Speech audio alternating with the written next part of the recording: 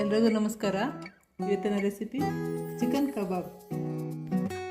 ಬೇಕಾಗಿರೋ ಸಾಮಗ್ರಿ 1 kg chicken ತೊಗೊಂಡಿದ್ದೀನಿ, 1 ಸ್ಪೂನು ಶುಂಠಿ ಬೆಳ್ಳುಳ್ಳಿ ಪೇಸ್ಟ್, 1 ಸ್ಪೂನು ಅಚ್ಕಾರದ ಪುಡಿ, 2 ಸ್ಪೂನು ಕಾರ್ನ್ಫ್ಲೋರ್ ತೊಗೊಂಡಿದ್ದೀನಿ, 3 ಸ್ಪೂನು ಕಬಾಬ್ ಪೌಡರ್, 1 ಮೊಟ್ಟೆ, ಚಿಕ್ಕದು ಒಂದು ಲೆಮನ್ ತೊಗೊಂಡಿದ್ದೀನಿ, ಶುಂಠಿ ಬೆಳ್ಳುಳ್ಳಿ ಪೇಸ್ಟ್ ಹಾಕಿದ್ದೀನಿ.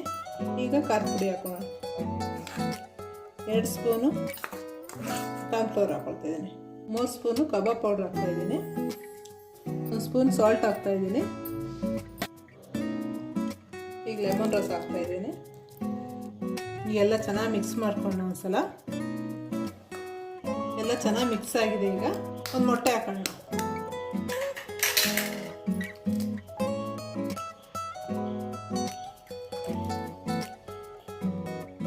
ಚೆನ್ನಾಗಿ ಮಿಕ್ಸ್ ಆಗಿದೆ. ಚಿಕನ್ ಹಾಕೋಣ. ಈಗ ಚಿಕನ್ ಹಾಕ್ಕೊಂಡಿದ್ದೀನಿ. ಈಗೆಲ್ಲ ಚೆನ್ನಾಗಿ ಮಿಕ್ಸ್ ಮಾಡ್ಕೊಳ್ತೀನಿ.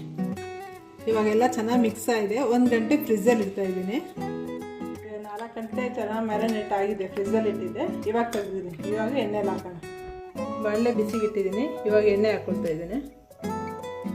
ಚೆನ್ನಾಗಿ ಎಣ್ಣೆ ಕಾದಿದೆ. ಇವಾಗ ಒಂದೊಂದೇ ಹಾಕೋಣ.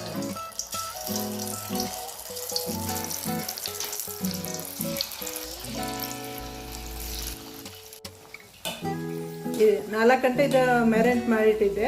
1 ಗಂಟೆ ಮಾಡಿದ್ರೆ ಸಾಕು. ಇದೆಲ್ಲ ಒಂದು ಸ್ವಲ್ಪ ಮೇಲೆ ಬರೋ ತನಕ ಇದು ಕೈಯಾಡಕ್ಕೆ ಹೋಗ್ಬೇಡಿ. ಚೆನ್ನಾಗಿ ಬೇಯ್ತಾ ಇದೆ. 5 ನಿಮಿಷ ಚೆನ್ನಾಗಿ ಬೇಯಬೇಕಾಗುತ್ತೆ. ಇದು ತುಂಬ ಹೈ ಫ್ಲೇಮ್ ಇಟ್ಕೊಂಡಿರೋ ಲೋ ಫ್ಲೇಮಲ್ಲೇ ಬೇಯಿಸ್ತಾ ಇದ್ದೀನಿ. ಇವಾಗ ಆಗಿದೆ. ಇದು ಎತ್ಕೊಳ್ತಾ ಇದ್ದೀನಿ. ಕಬಾಬ್ ರೆಡಿ ಆಗಿದೆ. ಮನೆಗೆ ಒಂದ್ಸಲ ಟ್ರೈ ಮಾಡಿ ನೋಡಿ.